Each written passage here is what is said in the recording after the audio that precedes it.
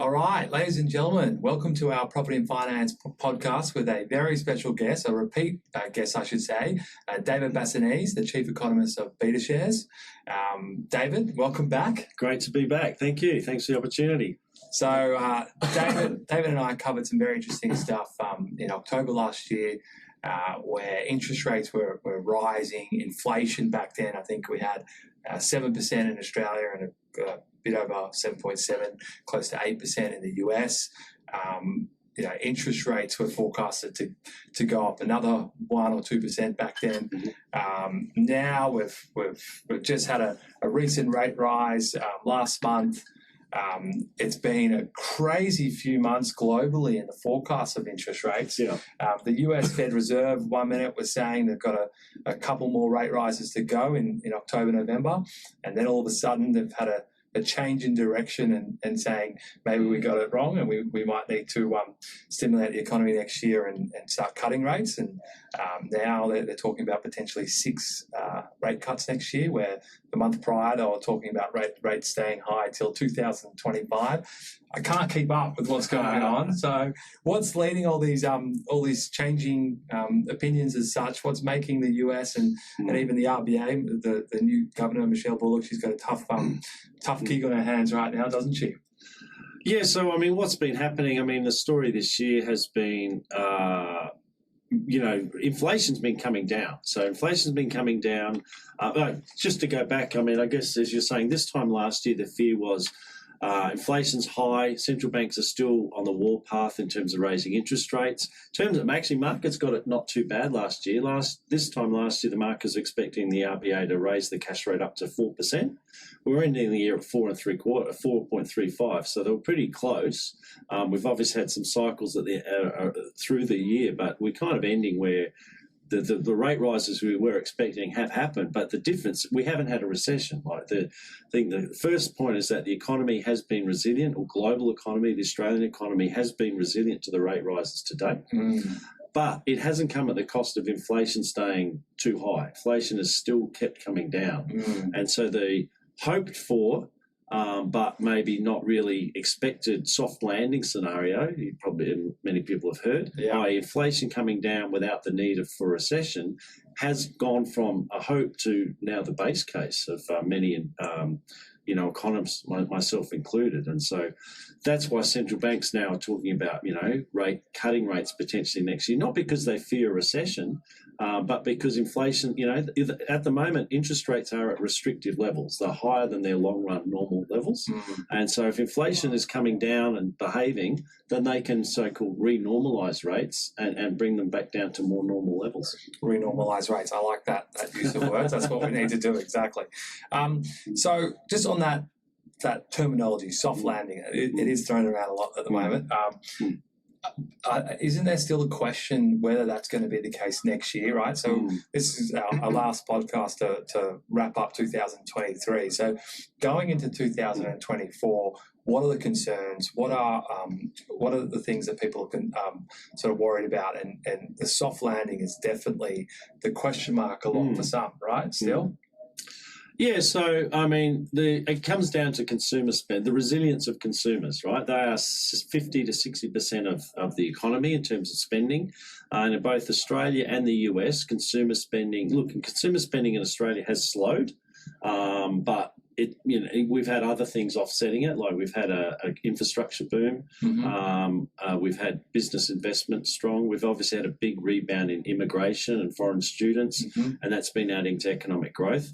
But the question for next year is still, can consumers, will they buckle under the influence of the rate rises, or will they remain reasonably resilient? And to be honest, we have seen, reasonable resilience already in the face of the rate rises. So maybe they don't buckle next year. But, that's what it turns on. That is the big risk, that the lagged impact of policy increases are still working through the system. Now, one of the ways in which the lagged impact of policy affects spending is refinancing. People that locked in low interest rates, fixed rates during COVID, for 2 or 3 years, now they're all coming due. And we've had talk of the mortgage cliff in Australia, for example. The infamous mortgage cliff. Now, so far at least, we've gone through that mortgage cliff without a big increase in home loan defaults. So households have tightened their belts. being able to pay a higher mortgage, cut back on their spending. That's one of the reasons consumer spending has slowed. But we've weathered the storm in a way, and we're sort of halfway through that storm now. That just the big one of the areas of refinancing in the US is corporations in the US that locked in low financing during COVID.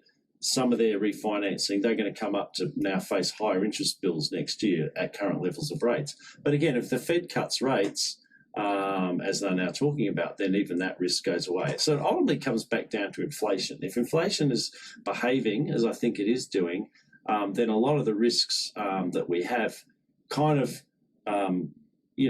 can be contained, because the worst case scenario is they emerge, but then central banks react and cut rates. That's a fantastic little summary right there. You covered everything all at once. You're going to squeeze this 30 minutes into 5 at that rate. But so let's just touch on a few things you said there. Firstly, inflation is coming down. So we're at, I think 4.9 was the most recent monthly indicator. It bounced up a bit there, I think in October, September to October. Bounced up, I think, off the back of mainly oil prices, petrol prices. The US, I believe, is down around 3%. Is that right? Well, it depends on how you measure it, but the year-on-year rate for the core is about 3.9. Yeah. So consumption flat. It is steadily decreasing and getting to a healthy level. Spending is dropping, which you're right. So we're about halfway through that mortgage cliff now. The bulk of it started around June, and sort of this financial year is when 370 billion fixed rate mortgages are coming to maturity. The question is, they're probably rolling off 2%, paying 6% for the last 6 months, and they're only adjusting their cash flows down. So that's probably why we've only seen a recent decrease in spending. Is there a question mark on that soft landing? Is there a question over, whether the decrease in consumer spending is going to have a lag effect on how businesses are going to perform over the next 6 months, right? We're still, again, so we're getting through the mortgage cliff. Maybe the impact hasn't, so you can look at it two ways. You say, well, they've been resilient, so nothing to worry about, or the impact is yet to come, and so that's the debate. Maybe the impact is yet to come. But again, all we can say is at the moment what we've seen is that consumers have tightened their belts. Consumer spending has slowed as a result, but it's meant that the wave of mortgage defaults that many feared hasn't materialised. And there's some good metrics on the actual adjustments in consumer spending, right? Are you across them? And in terms of, I believe there's a lot of discretionary spending that's been the one that has sacrificed the most, and people are spending more at Coles and Woolies, for example, on the basic household items, and spending less at sort of entertainment and restaurants and whatnot. I mean, again, you can divide consumer spending up into discretionary and non-discretionary. Non-discretionary things like health, education, stuff you've got to it's consumer spending, but you really got to spend it, right? You've got to spend that money. So as you would expect in a cyclical downturn of spending, it's the discretionary items that you don't really need to spend the money at the moment that get cut. So it's really no surprise that it's things like eating out, going to the pictures, buying a new dress or shirt or something. They are the things that have slowed at the moment. And as you point out, I mean, retailers are pointing out that people are seeking bargains. The own label type of products in the Woolworths and Coles. Usually. People home branded products. Home brand, So across the board, people are noting that people are going for cheaper alternatives at the moment where they can, and it's all part of the belt tightening that we've been seeing. Yeah, it's interesting following those trends and seeing the reactions. They happen quite quickly, right? Counter to that, of course, is the car market, which is partly a lagged effect of COVID. So because of the supply disruptions, the disruptions to car production, many people that wanted a new car couldn't get one, and there was delays. And now the bottlenecks have opened up, and the ships are bringing in the cars, and so we've had a boom in car demand. So that's been countered, but in a way that's not because it's been pent up demand in a way. It was stuff that people ordered a year or so ago and weren't able to get, but now they're getting it. So can we touch on some of those indicators that the US Fed Reserve was looking at that was different sort of news outlets label it in different words, but they were somewhat alarming points of data that caused them to change their opinion for interest rates next year. They were talking about, like I said, potentially more rises and then plateau next year and rates coming down in 2025 to now 6 cuts because there was some concerning data. What exactly were they referring to? I'm not sure if it's concern. I mean, I actually look at it a little bit differently, maybe a little more optimistic. I think it's more okay. I don't think they're concerned that the economy looks like it's tipping into recession. I don't think they've shifted their mindset just because of worries about the real economy. It's more optimism on the inflation front.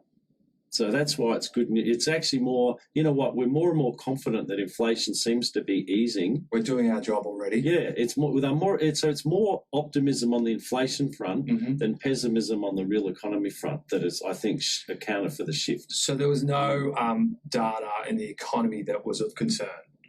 Oh, look, look, at the moment, the labour market is still, pretty tight. The unemployment rate has drifted up a little bit. It's at 3.9% from, I think the low of early last year was 3.4%. That's locally.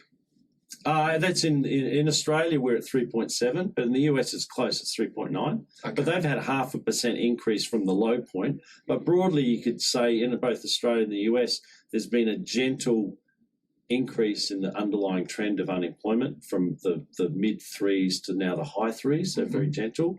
Okay, you don't want that to break a lot higher, but at the moment, to be honest, I mean, the labour market is slowing modestly without falling apart at the moment. Yeah, there's some that it's a hot topic and it's a sensitive one, but some do say that we need unemployment to be a little bit higher. That's to give, put workers in their place and make sure they don't ask for too big a wage increase. Yeah, exactly. So to take that shift back from the employee back to the employer being the one who is saying how things are. So what else has been going on? There's been a lot of chat in the media about, government policies to support the property market. I think this time last year, when you came in, we were talking about that 1.1 million homes the federal government has pledged to build. Don't think there's been much progress there yet with that. And then the other one they're talking about more recently is the state government, where they're going to make it much easier to get more high density in certain areas approved for, or medium to high density residential areas approved. Any comments on that? What's your thoughts towards some of these policies? Well, so that, again, to tackle housing, the two ways that I like to give a demand subsidy, like make it cheaper for typically first-home buyers to go and buy a property. Now, economists hate those policies because we're in a supply-constrained market, and all you do, if you give like a first-home buyer an extra $20,000, off stamp duty, for example, all they do is they're going to bid 20,000 more at they'll be competing. So it actually benefits the home seller than the buyer, the developer. So unfortunately, we do see every now and again governments fall back on that. So we saw the state government in New South Wales, cut stamp duty. I think Victoria and Queensland, they recently announced something as well. Which, and again, all it does, from a property perspective, it's great. That's not the ideal way to do it. Now, the problem with this federal government's promise to build these new homes, at the moment we have a 50-year unemployment rate low. We have an infrastructure boom going on. You can't get tradespeople to build homes. Yeah, building cost crisis. So it's the labour and supply constraints due to the public infrastructure boom that is crowding out the housing sector at the moment. So the problem with the promise to build new housing is that at the moment it's a supply constraint. Even if you want to, it's hard to. And so that's the land, that's the labour and the materials. Then you've got to find the land, right? Because then you've got the problem of, obviously the local government constraints on developments. Where are you going to build these houses, So let's actually just highlight what you're referring to there for our listeners. So state government might come out and say, these areas we want them to be medium or high density, so allowing sort of small blocks of units or whatnot. But then local councils can have overarching policies to prevent these. Yes. So there's already some great state government initiatives with the whole sort of subdividing one house into two that has a 12 metre frontage and a 800 square metre block, but and then you can get that through as a CDC without needing a DA. But a lot of local councils sort of kiboshed this and said, no, we need a DA, which prevents the development of it. And so whatever these new laws are going to come in, it's probably going to have the same red tape, right? Well, ultimately, you need the state governments to be able to override the local governments, and that's what they're saying. You know, I think part of the proposal at the moment is that, again, this is a legitimate political question and debate. Like, at the end of the day, do you want to change the character of a suburb? You know, do you want to keep your low-rise quarter-acre blocks and whatnot, or do you want to have high-rise? You know, so many. I think it's part of the democratic debate at the moment. I think, you know, existing homeowners, to some extent, you know, in a way, you want to eat your cake and eat it too. You want to be the person selling to the developer at a very high price, but then you don't want your neighbour to be. You don't want to stay and have your neighbour build the high-rise apartment. You know what I mean? So it's a complex issue. But look, ultimately, the problem, as you said, we've said in the past, the problem in Australia in terms of high house prices is that we are very urbanised. You know, we're a lot of activity centred around the major capital cities, particularly Sydney and Melbourne, and we are low density. So when you have combined high urbanisation, i.e. concentration around the cities, but low density, land costs, you know, proximity, the price of proximity is very high. And that's why why house prices essentially in Australia relative to many other countries are so high, because we're all crowding around Sydney and Melbourne and we all want to have a little terrace, you know, that's a 20-minute walk from the city, you know, if you live in Paddington, for example. So dealing with that, again, expanding supply, unless you build in outer regions, and if you build in outer regions, you need the transport networks, unless you create the jobs out there, which is a whole different thing. So if you build out there but you keep the jobs in the city, you've got to have the links coming into the city. So that's a problem. And if you build in the city, you've got to have to build up, and then that's a problem. So again, it's not an easy solution. No. But yeah. And going back to some of those factors you're talking about, on the supply of housing and the constraints that we have with both labour and the building costs and supply costs. Do you think anything's going to change in the near future? Like, does the migration make life easier for the labour issues?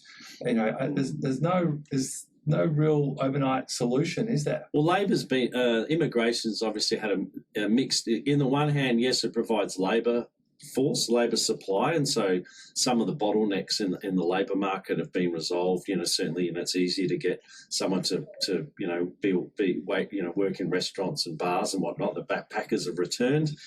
Some skilled tradespeople have returned. Even builders and tradesmen in that sense have returned. But obviously immigration also is a big increase in demand for housing, both in the rental market. So in the housing sector, on balance, it's probably added to housing costs rather than, you know, supported it. Rather than help. You know, it's made that problem, aggravated that problem, basically. Yeah. And Sydney has a much worse problem with supply than some of these other states, like Melbourne you mentioned. Are you across some of these other, so there's online at the moment, there's a big movement toward investing and buying in Perth. Brisbane's obviously been on the cards for a long time for many investors, but I feel like the new hot topic these days is Perth, you know, and they say it's just an affordability issue where downsizers, retirees, you know, they are now packing up their bags and moving to Perth, because for the same price as a unit in Bondi, or maybe a one-bedroom unit in Bondi, they can go buy a four-bedroom freestanding house in Perth.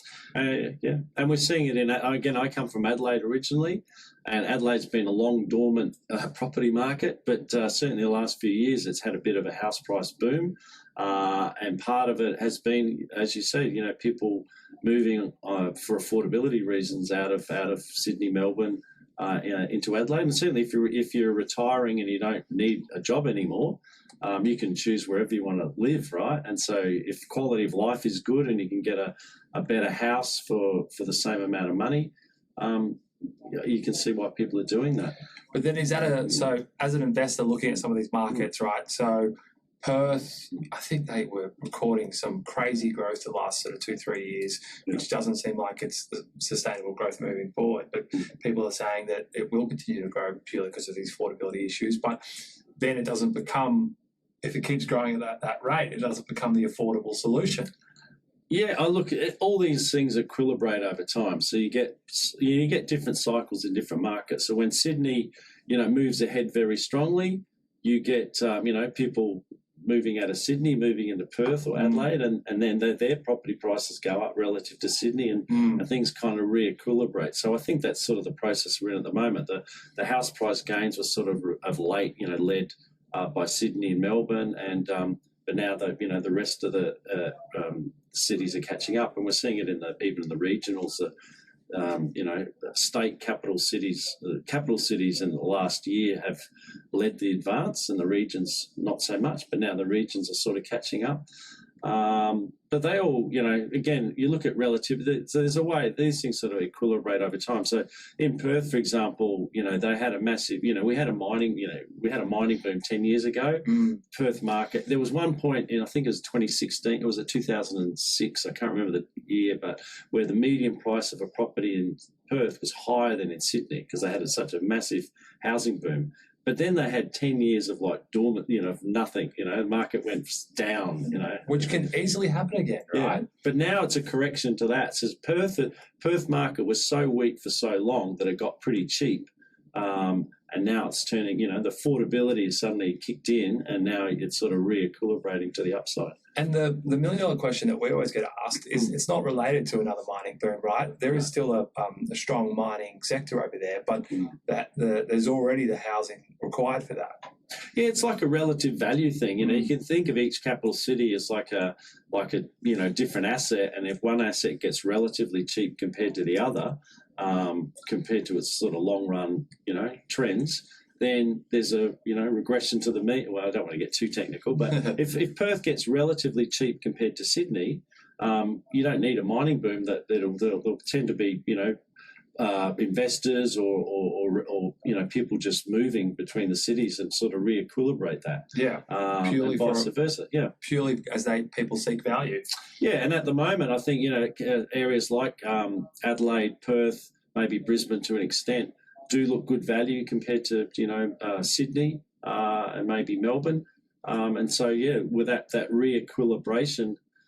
I said that word. Yeah, is underway. Yeah. Well, especially because also since COVID, there's the flexibility of now sort of pack up your bags and working remotely, working from home anywhere really. So a lot of people think that, all right, if I've got 2-3 kids and I can sort of work from home, imagine if I just packed up my bags, moved to Queensland, got a decent house near the water, and I could still earn the same amount but have, a much better lifestyle. So it's becoming a lot more feasible. That's right. I mean, so in a way, working from home, telecommuting is making the Australian market the what used to be 6 individual housing markets or 6 state, a national market.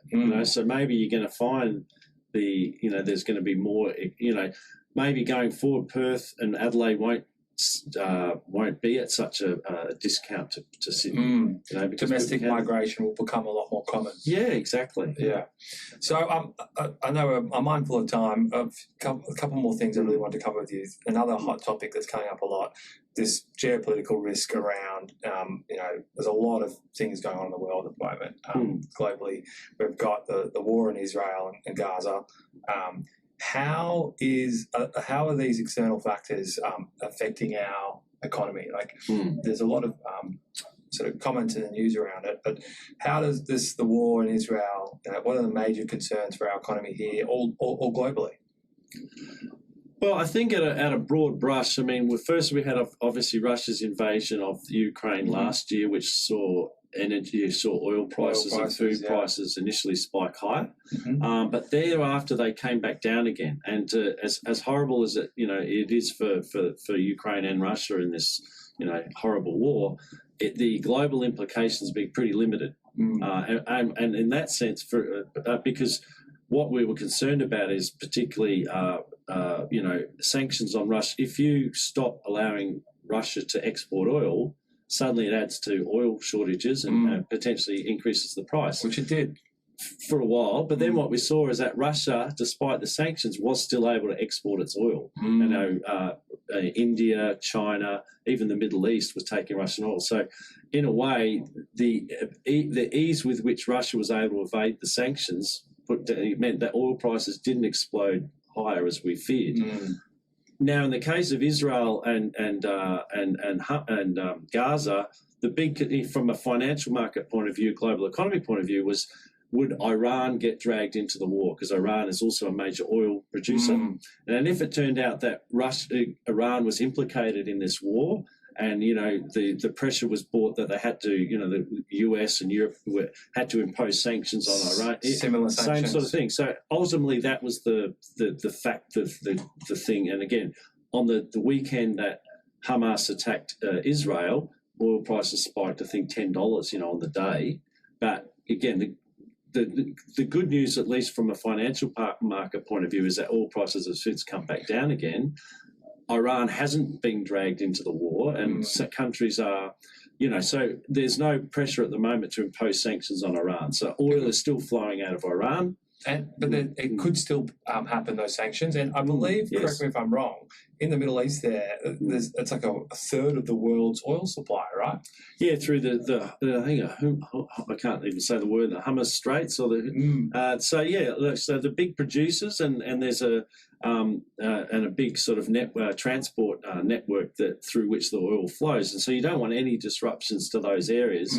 Look, knock on wood, so far it hasn't happened, and again, it's a bit like the Russia-Ukraine situation. As horrible as it is for Gaza, it is being contained, you know, from a global perspective. The big players, you know, Egypt, Iran, Iraq, you know, they are still not having been dragged into the conflict at the moment. So it hasn't disrupted oil supply. It might, and it's always a risk, and we've got to obviously keep watching it. But so far, at least, the fears haven't materialised.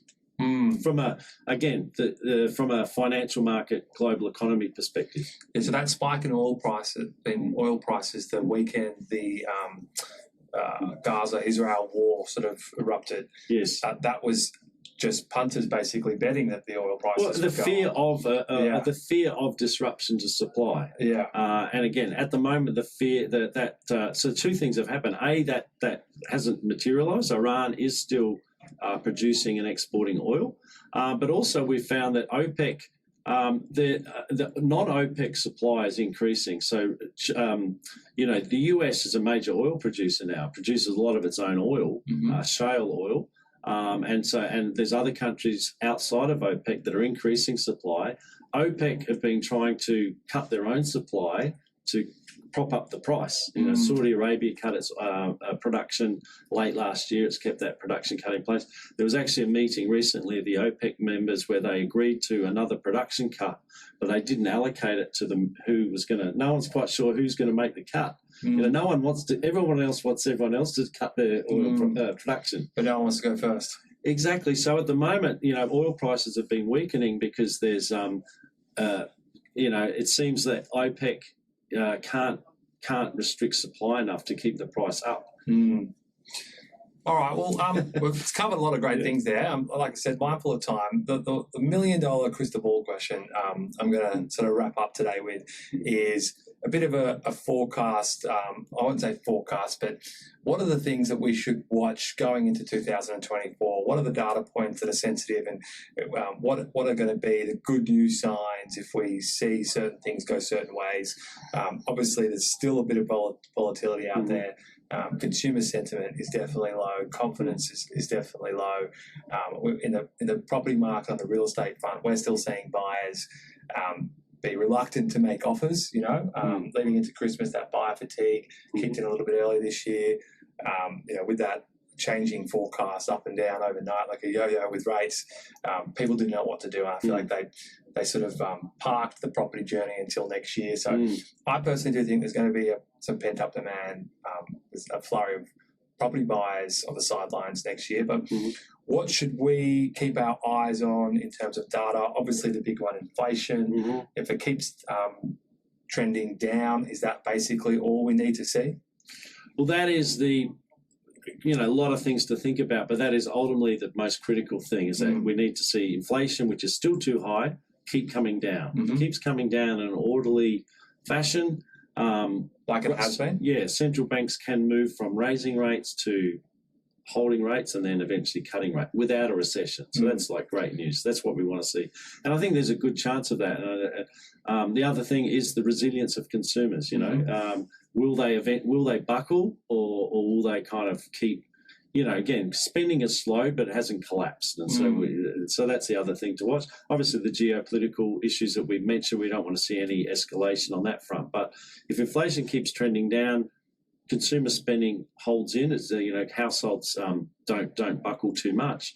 I mean, the outlook for next year is pretty encouraging. Certainly, a lot more encouraging than this time last year. Yeah. So if things keep trending the way it's trending with current data, with this normalising rates, like you said, if we're going to crystal ball this, when do you see rates starting to come down? Would it be mid next year? I think the markets are now starting to price in RBA rate cuts in the second half of next year. But yes, I don't think any. I mean, they'll have to move to a neutral, basically stop talking about raising rates, and so we'll maybe have 6 months of being rates on hold, and then start to signal rate cuts. I think the Fed, today overnight, did signal. Their intention to cut interest rates already. So I think it's not unreasonable to think that the RBA can be in a position to cut rates maybe twice in the second half of next year. Fantastic. And then probably keep cutting all the way till 2025. We'll probably see, maybe 1.5% off the current cash rate? The long run neutral cash rate, according to the RBA, is like the long term, where they would... Happy medium? Is around about 2.5%. So at the moment we're 4.35%. So we're obviously well above that. Okay. Well, that's all reassuring. So thank you so much, Dave, for coming in once again. Very insightful. It was good to chat. One of the more data-driven guests that we have on our podcast. So thanks for your time. Really appreciate it, and look forward to doing this again sometime next year. No worries. Thanks a lot.